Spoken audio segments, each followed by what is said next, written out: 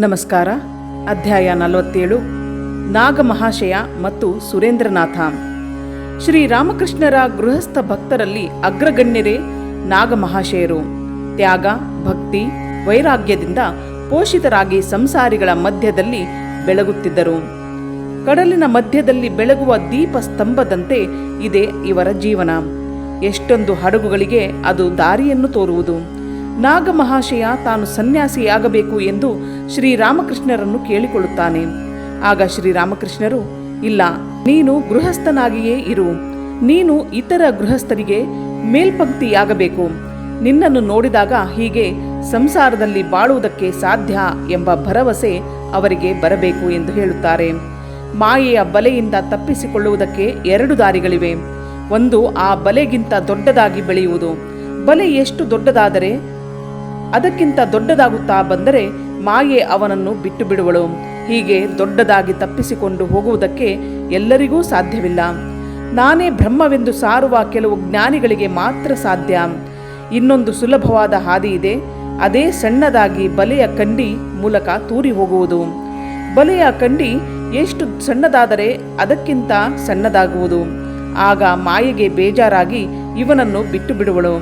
ದೀನರಲ್ಲಿ ನಾನು ದೀನ ಎಂಬ ದೈನ್ಯ ಭಾವಕ್ಕೆ ಜ್ವಲಂತ ಉದಾಹರಣೆಯಾಗಿದ್ದಾರೆ ನಾಗಮಹಾಶಯರು. ನಾಗಮಹಾಶಯರು ಪೂರ್ವ ಬಂಗಾಳದಲ್ಲಿ 1840ರಲ್ಲಿ ಒಂದು ಬಡ ಕುಟುಂಬದಲ್ಲಿ ಜನಿಸಿದರು.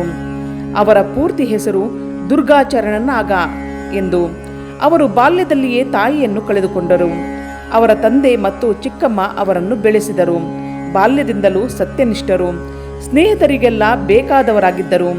ಯಾವಾಗಲೂ ಇನ್ನೊಬ್ಬರ ಕಷ್ಟ ಸುಖಗಳಲ್ಲಿ ಭಾಗಿಯಾಗುತ್ತಿದ್ದರು.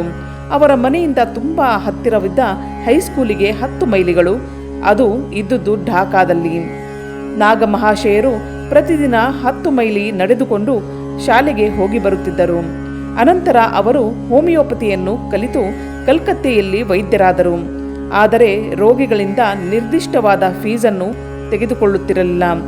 ಅವರು ತಮಗೆ ತೋಚಿದ್ದಷ್ಟನ್ನು ಕೊಟ್ಟರೆ ತೆಗೆದುಕೊಳ್ಳುತ್ತಿದ್ದರು. ಆದರೆ ಅವರು ಕೊಟ್ಟಿದ್ದು ಜಾಸ್ತಿ ಎಂದು ತಿಳಿದರೆ ಅಷ್ಟು ಹಣವನ್ನು ಹಿಂತಿರುಗಿ ಕೊಟ್ಟು ಬಿಡುತ್ತಿದ್ದರು. ಅನೇಕ ವೇಳೆ ರೋಗಿಗಳಿಗೆ ಔಷಧಿ ಮಾತ್ರವಲ್ಲ, ಅವರಿಗೆ ಊಟ ಉಪಚಾರಕ್ಕೂ ಹಣವನ್ನು ಕೊಡುತ್ತಿದ್ದರು. ಎಷ್ಟೋ ಜನಕ್ಕೆ ಸಾಲ ಕೊಡುತ್ತಿದ್ದರು. ಅದರಲ್ಲಿ ಬಹುಪಾಲು ಹಿಂತಿರುಗಿ ಬರುತ್ತಲೇ ಇರಲಿಲ್ಲ. ದೀನ ದರಿದ್ರರ ಮೇಲೆ ಅವರ ಅನುಕಂಪಕ್ಕೆ ಒಂದು ಮೇರೆ ಇರಲಿಲ್ಲ. ಅವರಿಗೆ ಸಹಾಯ ಮಾಡುವುದಕ್ಕಾಗಿ ತಾವು ಎಷ್ಟು ಕಷ್ಟವನ್ನಾದರೂ ಪಡುತ್ತಿದ್ದರು. ಪ್ರಾಣಿಗಳ ಮೇಲೂ ಅವರಿಗೆ ಪ್ರೇಮ ಮತ್ತು ಅನುಕಂಪ. ಕೆಲವು ವೇಳೆ ತಿನ್ನುಗಟ್ಟಲೆ ಬದುಕಿರುವ ಮೀನುಗಳನ್ನು ಕೊಂಡು ಅವನ್ನು ನೀರಿನಲ್ಲಿ ಬಿಟ್ಟು ಬಿಡುತ್ತಿದ್ದರು. ಅವು ಬಂಧನದಿಂದ ಪಾರಾಗುವುದನ್ನು ನೋಡಿ ಸಂತೋಷ ಪಡುತ್ತಿದ್ದರು. ನಾಗರ ಹಾವನ್ನು ಕಂಡರೂ ಸಹ ಅವರು ಅದನ್ನು ದ್ವೇಷಿಸುತ್ತಿರಲಿಲ್ಲ.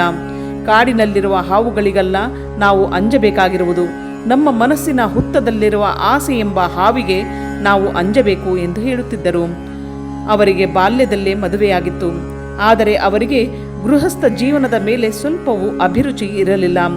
ಸಾಧಾರಣ ಗೃಹಸ್ಥನಂತೆ ಅವರು ಹೆಂಡತಿಯೊಡನೆ ಬಾಳಲಿಲ್ಲ. ಮೊದಲನೇ ಹೆಂಡತಿ ತೀರಿಕೊಂಡ ಮೇಲೆ ತಂದೆ 2ನೇ ಮದುವೆಯನ್ನು ಬಲಾತ್ಕಾರದಿಂದ ಮಗನಿಗೆ ಮಾಡಿದರು. ಆದರೆ ಅವರಿಗೆ ಅದರಲ್ಲಿ ಆಸಕ್ತಿ ಇರಲಿಲ್ಲ. ಸಂಸಾರದಿಂದ ಪಾರಾಗುವುದು ಹೇಗೆ ಎಂಬುದೊಂದೇ ಅವರ ಆಲೋಚನೆಯಾಗಿತ್ತು. ಭಗವಂತನ ಸಾಕ್ಷಾತ್ಕಾರವಿಲ್ಲದೆ ಮುಕ್ತಿಯಿಲ್ಲ ಎಂಬುದನ್ನು ಕೇಳಿದ್ದರು. ಆದರೆ ಅವನನ್ನು ಸಾಕ್ಷಾತ್ಕಾರ ಮಾಡಿಕೊಳ್ಳುವುದು ಹೇಗೆ? ಹಗಲು ರಾತ್ರಿ ಭಗವಂತನನ್ನು ಪ್ರಾರ್ಥಿಸಿದರು, ತನಗೆ ಪಾರಾಗುವ ಮಾರ್ಗವನ್ನು ತೋರೆಂದು.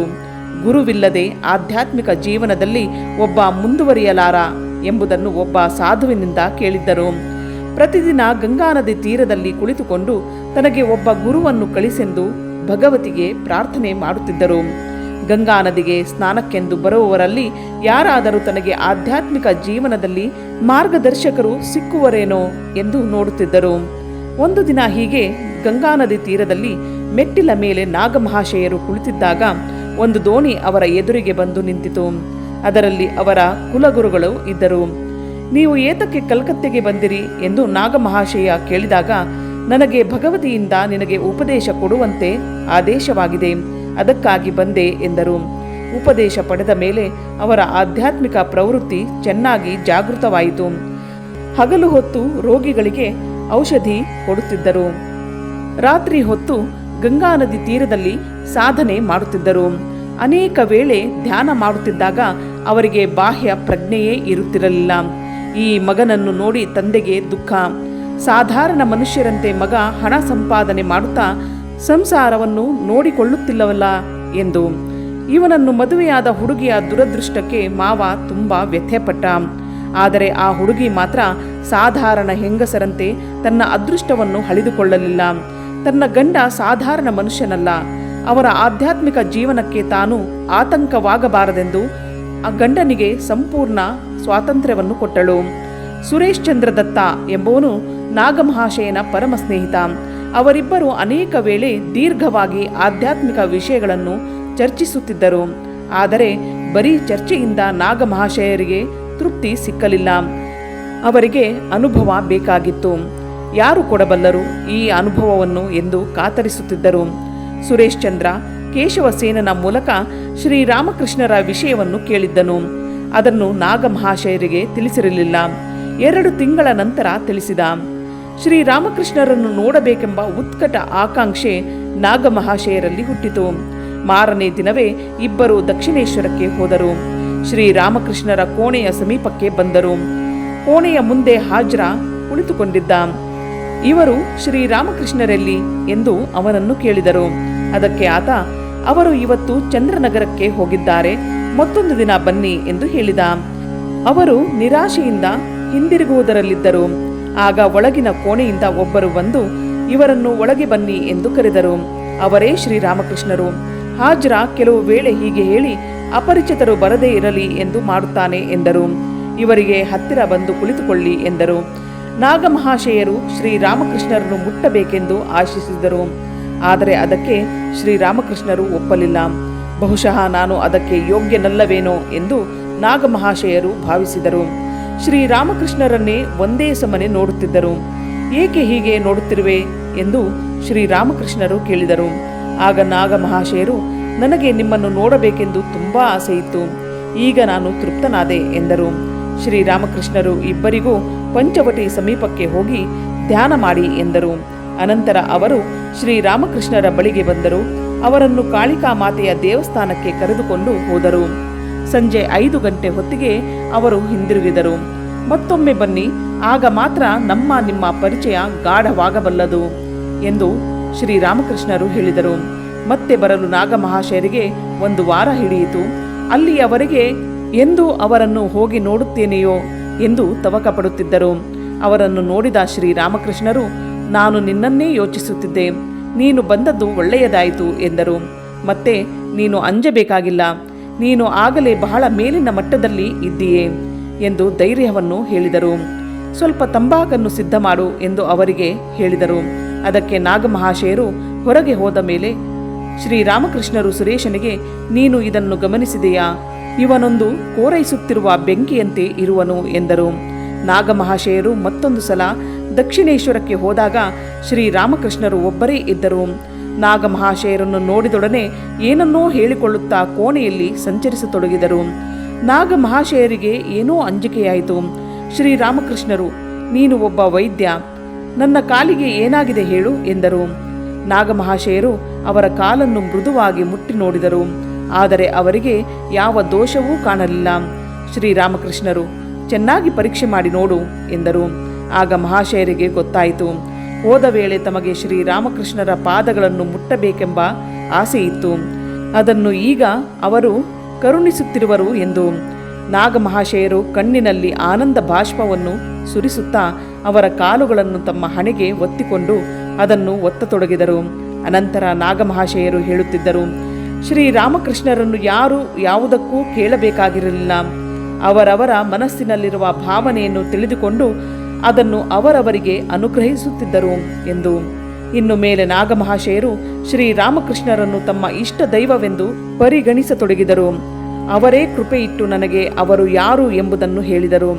ಅವರ ಕೃಪೆ ಇಲ್ಲದೆ ಅವರ ಸ್ವರೂಪವೇನು ಎಂಬುದು ಇತರರಿಗೆ ಗೊತ್ತಾಗುವಂತಿಲ್ಲ ಎಂದು ಅನಂತರ ಹೇಳುತ್ತಿದ್ದರು. ಒಂದು ದಿನ ಶ್ರೀರಾಮಕೃಷ್ಣರು ತಮ್ಮ ದೇಹವನ್ನು ತೋರಿ, ಇದನ್ನು ಏನು ಎಂದು ತಿಳಿದುಕೊಂಡಿದ್ದೀಯೇ ಎಂದು ಕೇಳಿದರು. ನಾಗಮಹಾಶಯರು ಕೈ ಮುಗಿದು ನಿಂತುಕೊಂಡು, ಶ್ರೀ ಗುರುದೇವ, ಇನ್ನು ಮೇಲೆ ನೀವು ನನ್ನ ಎದುರಿಗೆ ಬಚ್ಚಿಟ್ಟುಕೊಳ್ಳುವುದಕ್ಕೆ ಆಗುವುದಿಲ್ಲ. ನಿಮ್ಮ ಕೃಪೆಯಿಂದ ನೀವೇ ಅವರು ಎಂಬುದು ಅರ್ಥವಾಗಿದೆ ಎಂದರು. ಶ್ರೀರಾಮಕೃಷ್ಣರು ಸಮಾಧಿ ಮಗ್ನರಾಗಿ ತಮ್ಮ ಬಲಗಾಲನ್ನು ನಾಗಮಹಾಶಯರ ಎದೆಯ ಮೇಲೆ ಇಟ್ಟರು. ನಾಗಮಹಾಶಯರಿಗೆ ಇಡೀ ಬ್ರಹ್ಮಾಂಡ ಸಚ್ಚಿದಾನಂದದಲ್ಲಿ ತೇಲುತ್ತಿರುವಂತೆ ಕಂಡಿತು. ನಾಗಮಹಾಶಯರು ದಕ್ಷಿಣೇಶ್ವರಕ್ಕೆ ಅನೇಕ ಬಾರಿ ಬರತೊಡಗಿದರು. ಅವರು ಶ್ರೀರಾಮಕೃಷ್ಣರ ಮೆಚ್ಚಿನ ಶಿಷ್ಯರಾದರು. ಅವರು ಸಾಧಾರಣವಾಗಿ ಭಾನುವಾರ ಮತ್ತು ರಜಾ ದಿನಗಳಲ್ಲಿ ದಕ್ಷಿಣೇಶ್ವರಕ್ಕೆ ಬರುತ್ತಿರಲಿಲ್ಲ. ಅಂದು ದಕ್ಷಿಣೇಶ್ವರಕ್ಕೆ ಬರುವ ದೊಡ್ಡವರ ಕಣ್ಣಿಗೆ ತಾವು ಬೀಳಕೂಡದು ಎಂದು. ಆದರೂ ಕೊನೆಗೆ ಇತರ ಭಕ್ತರಿಗೆ ಇವರ ವಿಷಯ ಗೊತ್ತಾದ ಮೇಲೆ ಎಲ್ಲರೂ ಬಹಳ ಗೌರವ ಕೊಟ್ಟರು. ನಾಗಮಹಾಶಯರು ಶ್ರೀರಾಮಕೃಷ್ಣರ ಬಾಯಿಂದ ಬರುವ ಪ್ರತಿಯೊಂದು ಪದವನ್ನು ಸತ್ಯವೆಂದು ಭಾವಿಸತೊಡಗಿದರು. ಅವರು ಹಾಸ್ಯಕ್ಕೆ ಏನಾದರೂ ಹೇಳಿದರೂ ಅದರಲ್ಲಿಯೂ ಏನೋ ಆಳವಾದ ಅರ್ಥವಿರಬೇಕು ಎಂದು ಭಾವಿಸುತ್ತಿದ್ದರು. ಒಂದು ದಿನ ಶ್ರೀರಾಮಕೃಷ್ಣರು, ವೈದ್ಯರು, ಲಾಯರು ಮತ್ತು ಹಣವನ್ನು ಇತರರಿಗೆ ಸಾಲ ಕೊಡುವವರು ಭಗವಂತನನ್ನು ಸಾಕ್ಷಾತ್ಕಾರ ಮಾಡಿಕೊಳ್ಳುವುದು ಬಹಳ ಕಷ್ಟ ಎಂದು ಹೇಳುತ್ತಿದ್ದರು. ವೈದ್ಯರ ವಿಷಯವನ್ನು ಕುರಿತು ಮಾತನಾಡುತ್ತಾ, ಒಂದು ಸಣ್ಣ ಗುಳಿಗೆಯ ಮೇಲೆ ಮನಸ್ಸನ್ನೆಲ್ಲ ಇಟ್ಟರೆ ಅದು ಹೇಗೆ ಭೂಮನಾದ ಭಗವಂತನನ್ನು ಕುರಿತು ಚಿಂತಿಸಬಲ್ಲದು ಎಂದರು. ನಾಗಮಹಾಶಯರಿಗೆ ತಮ್ಮ ವೃತ್ತಿ ಸ್ವಲ್ಪವೂ ಹಿಡಿಸುತ್ತಿರಲಿಲ್ಲ. ಆದರೆ ತಂದೆಯ ಬಲವಂತಕ್ಕೆ ಅವರು ಆ ಕೆಲಸವನ್ನು ಮಾಡಿಕೊಂಡು ಹೋಗುತ್ತಿದ್ದರು. ಆದರೆ ಯಾವಾಗ ಶ್ರೀರಾಮಕೃಷ್ಣರು ವೈದ್ಯರ ವಿಷಯದಲ್ಲಿ ಹೀಗೆ ಮಾತನಾಡಿದರೋ ಅಂದಿನಿಂದ ತಮ್ಮ ವೃತ್ತಿಯನ್ನೇ ಬಿಟ್ಟುಬಿಟ್ಟರು. ಅಂದಿನ ಸಾಯಂಕಾಲವೇ ಅವರು ತಮ್ಮ ಔಷಧಿ ಪೆಟ್ಟಿಗೆ ಮತ್ತು ವೈದ್ಯಕೀಯ ಪುಸ್ತಕಗಳನ್ನು ಗಂಗಾ ನದಿಗೆ ಬಿಸಾಡಿದರು. ಅಂದಿನಿಂದ ತಮ್ಮ ಇಡೀ ಮನಸ್ಸನ್ನು ಸಾಧನೆ, ಭಜನೆಗಳಿಗೆ ಕೊಟ್ಟರು. ಒಂದು ಸಲ ಪ್ರಪಂಚವನ್ನೇ ತ್ಯಜಿಸಬೇಕು ಎಂಬ ಆಸೆ ಬಲವಾಗಿ ಶ್ರೀರಾಮಕೃಷ್ಣರ ಅಭಿಪ್ರಾಯವನ್ನು ಕೇಳಿದಾಗ ಅವರು, ಸಂಸಾರದಲ್ಲಿದ್ದರೆ ತೊಂದರೆ ಏನು, ಆದರೆ ನಿನ್ನ ಮನಸ್ಸನ್ನು ಮಾತ್ರ ಯಾವಾಗಲೂ ದೇವರ ಮೇಲೆ ಇಡು, ಜನಕನಂತೆ ಈ ಸಂಸಾರದಲ್ಲಿರು, ಗೃಹಸ್ಥ ಹೇಗೆ ಬಾಳಬೇಕು ಎಂಬುದನ್ನು ಜನರು ಮುಂದೆ ನಿನ್ನ ಜೀವನದಲ್ಲಿ ನೋಡುತ್ತಾರೆ ಎಂದರು. ನಾಗಮಹಾಶಯರು ಸಂಸಾರಿಯಾಗಿಯೇ ಕಾಲ ಕಳೆಯಬೇಕಾಯಿತು. ಯಾರಿಗೂ ಶ್ರೀರಾಮಕೃಷ್ಣರ ಮಾತನ್ನು ಅಲ್ಲಗಳೆಯುವುದಕ್ಕೆ ಆಗುತ್ತಿರಲಿಲ್ಲ. ಪ್ರತಿಯೊಬ್ಬನಿಗೂ ಅವನ ಜೀವನದಲ್ಲಿ ಏನು ಮಾಡಬೇಕಾಗಿದೆ ಎಂಬುದನ್ನು ನಿಷ್ಕರ್ಷಿಸಿ ಹೇಳುತ್ತಿದ್ದರು. ನಾಗಮಹಾಶಯರು ಸಂಸಾರದಲ್ಲಿದ್ದರೂ ಬಹುಕಾಲವನ್ನು ಪ್ರಾರ್ಥನೆ ಧ್ಯಾನಗಳಲ್ಲಿ ಕಳೆಯುತ್ತಿದ್ದರು. ದೇವರ ವಿನಃ ಬೇರೆ ಕಡೆಗೆ ತಮ್ಮ ಮನಸ್ಸನ್ನು ಹಾಕುವುದಕ್ಕೆ ಆಗುತ್ತಿರಲಿಲ್ಲ. ನಾಗಮಹಾಶಯರ ತಂದೆ ಕೆಲಸದಿಂದ ನಿವೃತ್ತರಾದ ಮೇಲೆ ಆ ಕೆಲಸಕ್ಕೆ ಇವರನ್ನು ತೆಗೆದುಕೊಂಡರು. ಆದರೆ ಇವರಿಗೆ ತಮ್ಮ ಊಟ ಬಟ್ಟೆಗಳ ಕಡೆ ಕೂಡ ಗಮನವಿರಲಿಲ್ಲ. ಅಂತಹವರನ್ನು ದಿವಸದಲ್ಲಿ ಇಷ್ಟು ಗಂಟೆ ಕೆಲಸ ಮಾಡಬೇಕು ಎಂಬ ನಿಯಮದಲ್ಲಿ ಬಂಧಿಸುವುದಕ್ಕೆ ಆಗಲಿಲ್ಲ. ಅದೇ ಫರ್ಮಿನಲ್ಲಿ ಕೆಲಸ ಮಾಡುತ್ತಿದ್ದ ಇವರ ಸ್ನೇಹಿತರೊಬ್ಬರು ಕೆಲವು ವೇಳೆ ಇವರ ಕೆಲಸವನ್ನು ಸ್ವಲ್ಪ ಮಾಡಿಕೊಡುತ್ತಿದ್ದರು. ಇವರ ಅದ್ಭುತವಾದ ತ್ಯಾಗವನ್ನು ನೋಡಿ ಶ್ರೀರಾಮಕೃಷ್ಣರು, ನೀನು ಇನ್ನು ಮೇಲೆ ಕೆಲಸ ಮಾಡಬೇಕಾಗಿಲ್ಲ, ಸಾಧಾರಣವಾದ ಅನ್ನ ಬಟ್ಟೆಗಳನ್ನು ಹೇಗೋ ದೇವರು ಒದಗಿಸುವನು ಎಂದರು. ನಾಗಮಹಾಶಯರು, ಈ ಪ್ರಪಂಚದಲ್ಲಿ ಹೇಗೆ ಇರುವುದು, ನನಗೆ ಇನ್ನೊಬ್ಬರ ದುಃಖವನ್ನು ಸಹಿಸುವುದಕ್ಕೆ ಆಗುವುದಿಲ್ಲ. ಶ್ರೀರಾಮಕೃಷ್ಣರು, ನೀನು ಪ್ರಪಂಚದಲ್ಲಿದ್ದರೂ ಅದರ ಕೆಸರು ನಿನಗೆ ಅಂಟುವುದಿಲ್ಲ, ಇದನ್ನು ನಂಬು. ಜನರು ನಿನ್ನ ಜೀವನವನ್ನು ನೋಡಿ ಆಶ್ಚರ್ಯಪಡುವರು. ನಾಗಮಹಾಶಯ, ನಾನು ಕಾಲವನ್ನು ಹೇಗೆ ಕಳೆಯಲಿ? ಶ್ರೀರಾಮಕೃಷ್ಣ, ನೀನು ಬೇರೆ ಏನನ್ನೂ ಮಾಡಬೇಕಾಗಿಲ್ಲ, ಸಾಧು ಸಂಘವನ್ನು ಮಾಡು. ನಾಗಮಹಾಶಯ, ನಾನೊಬ್ಬ ಮೂರ್ಖ ಎಂಬುದು ನಿಮಗೇ ಗೊತ್ತಿದೆ, ನಾನು ಸಾಧುಗಳನ್ನು ಕಂಡುಹಿಡಿಯುವುದು ಹೇಗೆ? ಶ್ರೀರಾಮಕೃಷ್ಣ, ನೀನು ಸಾಧುಗಳನ್ನು ಹುಡುಕಿಕೊಂಡು ಹೋಗಬೇಕಾಗಿಲ್ಲ, ನೀನು ಮನೆಯಲ್ಲೇ ಇರು. ನಿಜವಾದ ಸಾಧುಗಳು ಗೌರವ ತೋರುವುದಕ್ಕೆ ನಿನ್ನ ಮನೆಗೆ ಬರುತ್ತಾರೆ. ಎಂತಹ ಸಾಧುವಿಗೂ ಅಸಾಧ್ಯವಾದ ತ್ಯಾಗ ಜೀವನವನ್ನು ನಾಗಮಹಾಶಯರು ನಡೆಸಿದರು. ಅವರು ತಮ್ಮ ದೇಹದ ಮೇಲೆ ಒರಟು ಬಟ್ಟೆಯನ್ನು ಹಾಕಿಕೊಂಡು ಯಾವಾಗಲೂ ಬರೀ ಕಾಲಿನಲ್ಲಿ ಹೋಗುತ್ತಿದ್ದರು. ಅತ್ಯಂತ ಕನಿಷ್ಠವಾದ ಊಟವನ್ನು ಮಾಡುತ್ತಿದ್ದರು. ಅದಕ್ಕೆ ಒಗ್ಗರಣೆಯನ್ನು ಕೂಡ ಹಾಕುತ್ತಿರಲಿಲ್ಲ. ಕೆಲವು ವೇಳೆ ಎಷ್ಟೋ ದಿನಗಳವರೆಗೆ ಊಟವಿಲ್ಲದೆ ಇರುತ್ತಿದ್ದರು. ಅವರ ಸ್ನೇಹಿತರು, ಊಟವಿಲ್ಲದೆ ಇದ್ದರೆ ಹೇಗೆ, ನೀವು ಏನನ್ನಾದರೂ ತೆಗೆದುಕೊಳ್ಳಬೇಕು ಎಂದಾಗ ಅವರು ಹಗಲು ರಾತ್ರಿ ನಾನು ಊಟವನ್ನೇ ಕುರಿತು ಚಿಂತೆ ಮಾಡಿದರೆ ದೇವರನ್ನು ಕುರಿತು ಚಿಂತಿಸುವುದು ಯಾವಾಗ? ಯಾವಾಗಲೂ ಅನ್ನವನ್ನೇ ಚಿಂತಿಸುವ ಸ್ವಭಾವ ಬಂದು ಬಿಡುವುದು ಎನ್ನುತ್ತಿದ್ದರು. ರುಚಿಯಾದ ಪ್ರಸಾದವನ್ನು ಕೂಡ ಅವರು ತಿನ್ನುತ್ತಿದ್ದುದು ಅಪರೂಪ. ತಿಂದರೆ ರುಚಿಕರವಾದ ತಿಂಡಿಗಳನ್ನು ತಿನ್ನಬೇಕು ಎನ್ನುವ ಆಸೆಯನ್ನು ಮನಸ್ಸಿನಲ್ಲಿ ಹುಟ್ಟಿಸುವುದು ಎನ್ನುತ್ತಿದ್ದರು. ನಾನು, ನನ್ನದು ಎಂಬ ಭಾವನೆಗಳು ತಲೆ ಎತ್ತದಂತೆ ಮಾಡಿಕೊಂಡಿದ್ದರು. ನಾನು ಅತ್ಯಂತ ದೀನರಿಗಿಂತ ದೀನ, ಎಂದು ಭಾವಿಸುತ್ತಿದ್ದರು. ಇವರ ಅದ್ಭುತವಾದ ಪವಿತ್ರತೆಯನ್ನು ನೋಡಿ ಅವರ ಹೆಂಡತಿಯೇ ಶ್ರೀರಾಮಕೃಷ್ಣರ ನಾಮವನ್ನು ಸ್ಮರಿಸುತ್ತಾ ಮೃಗೀಯ ಆಸೆಗಳನ್ನೆಲ್ಲ ಧ್ವಂಸ ಮಾಡಿದರು. ಅವರು ಬೆಂಕಿಯ ಮಧ್ಯದಲ್ಲಿದ್ದರು, ಆದರೆ ಅದರಿಂದ ಸುಟ್ಟು ಹೋಗಲಿಲ್ಲ ಎಂದು ಹೇಳುತ್ತಿದ್ದರು. ನಾಗಮಹಾಶಯರ ಸ್ನೇಹಿತನಾದ ಸುರೇಶ ಚಂದ್ರದತ್ತ ಎಂಬುವನು ಕಲ್ಕತ್ತೆಯ ಒಂದು ಕುಲೀನ ವಂಶಕ್ಕೆ ಸೇರಿದವನು. ಅವನು ಮೊದಲು ಬ್ರಹ್ಮ ಸಮಾಜಕ್ಕೆ ಸೇರಿದ್ದ. ಅಲ್ಲಿಂದಲೇ ಅವನು ಶ್ರೀರಾಮಕೃಷ್ಣರ ಹೆಸರನ್ನು ಕೇಳಿದ್ದು. ಅವನು ದೇವರ ನಿರಾಕಾರವನ್ನು ಮಾತ್ರ ಒಪ್ಪುತ್ತಿದ್ದ. ಅವನು ಇದುವರೆಗೆ ಹಿಂದೂಗಳ ಯಾವ ದೇವದೇವಿಯರಿಗೂ ಕೈ ಮುಗಿದವನಲ್ಲ. ಇವನ ಸ್ನೇಹಿತ ನಾಗಮಹಾಶಯರು ಹೀಗಿರಲಿಲ್ಲ. ಅವರು ಆಚಾರವಂತ ಹಿಂದೂಗಳಾಗಿದ್ದರು. ಅವರು ಯಾವ ಹಿಂದೂಗಳ ಆಚಾರವನ್ನು ಅಲ್ಲಗಳೆಯುತ್ತಿರಲಿಲ್ಲ. ಶ್ರೀರಾಮಕೃಷ್ಣರನ್ನು ಪ್ರಥಮ ಬಾರಿ ಸಂದರ್ಶಿಸುವುದಕ್ಕೆ ಹೋದ ಮೇಲೆ ಸುರೇಶ ಅವರನ್ನು ನೋಡುವುದಕ್ಕೆ ಅನೇಕ ವೇಳೆ ಹೋಗುತ್ತಿದ್ದ. ಅನಂತರ ಅವನು ಕೆಲಸದ ಮೇಲೆ ಕ್ವೆಟ್ಟಾಕ್ಕೆ ಹೋಗಬೇಕಾಯಿತು. ನಾಗಮಹಾಶಯರು, ನೀನು ಹೋಗುವುದಕ್ಕೆ ಮುಂಚೆ ಶ್ರೀರಾಮಕೃಷ್ಣರಿಂದ ಉಪದೇಶವನ್ನು ತೆಗೆದುಕೋ ಎಂದು ಹೇಳಿದರು. ಆದರೆ ಮೊದಲು ಇದರಲ್ಲೆಲ್ಲ ನಂಬಿಕೆ ಇಲ್ಲದೆ ಇದ್ದುದರಿಂದ ಅವನು ತೆಗೆದುಕೊಳ್ಳಲಿಲ್ಲ. ಶ್ರೀರಾಮಕೃಷ್ಣರೇ ತೆಗೆದುಕೊಳ್ಳಬೇಕು ಎಂದು ಹೇಳಿದರೆ ಕೇಳುತ್ತೇನೆ ಎಂದ. ಮಾರನೇ ದಿನ ಇಬ್ಬರು ಸ್ನೇಹಿತರು ಶ್ರೀರಾಮಕೃಷ್ಣರ ಬಳಿಗೆ ಹೋದರು. ನಾಗಮಹಾಶಯರು ಉಪದೇಶದ ಮಾತನ್ನು ಎತ್ತಿದರು. ಅದಕ್ಕೆ ಶ್ರೀರಾಮಕೃಷ್ಣರು, ಹೌದು, ದುರ್ಗಾಚರಣ ಹೇಳುವುದು ಸರಿ. ಒಬ್ಬ ಗುರುವಿನ ನೇತೃತ್ವದಲ್ಲಿ ಸಾಧನೆ ಮಾಡಬೇಕು. ನೀನು ಏತಕ್ಕೆ ಇದನ್ನು ಒಪ್ಪಬಾರದು ಎಂದು ಕೇಳಿದರು. ಅದಕ್ಕೆ ಸುರೇಶ, ನನಗೆ ಮಂತ್ರದಲ್ಲಿ ನಂಬಿಕೆ ಇಲ್ಲ ಎಂದ. ಅದಕ್ಕೆ ಶ್ರೀರಾಮಕೃಷ್ಣರು, ಅದರ ವಿಷಯವಾಗಿ ನೀನು ಈಗ ತಲೆ ಕೆಡಿಸಿಕೊಳ್ಳಬೇಕಾಗಿಲ್ಲ, ಎಲ್ಲ ಸಕಾಲದಲ್ಲಿ ಆಗುವುದು ಎಂದರು. ಸುರೇಶ ಕ್ವೆಟ್ಟಾಕ್ಕೆ ಹೋದನು. ಸ್ವಲ್ಪ ದಿನಗಳ ಮೇಲೆ ಉಪದೇಶವನ್ನು ತೆಗೆದುಕೊಳ್ಳಲೇಬೇಕೆಂಬ ವ್ಯಾಕುಲತೆ ದಾರುಣವಾಯಿತು. ಕ್ವೆಟ್ಟಾದಿಂದ ಕಲ್ಕತ್ತೆಗೆ ಶ್ರೀರಾಮಕೃಷ್ಣರನ್ನು ತನಗೆ ಗುರುಗಳಾಗಬೇಕೆಂದು ಬೇಡಿಕೊಳ್ಳಲು ಬಂದನು. ಆದರೆ ಅಷ್ಟು ಹೊತ್ತಿಗೆ ಕಾಲ ಮೀರಿ ಹೋಗಿತ್ತು. ಅವನ ಬಯಕೆ ಈಡೇರಲಿಲ್ಲ. ಅಧ್ಯಾಯ 47 ಮುಗಿಯಿತು.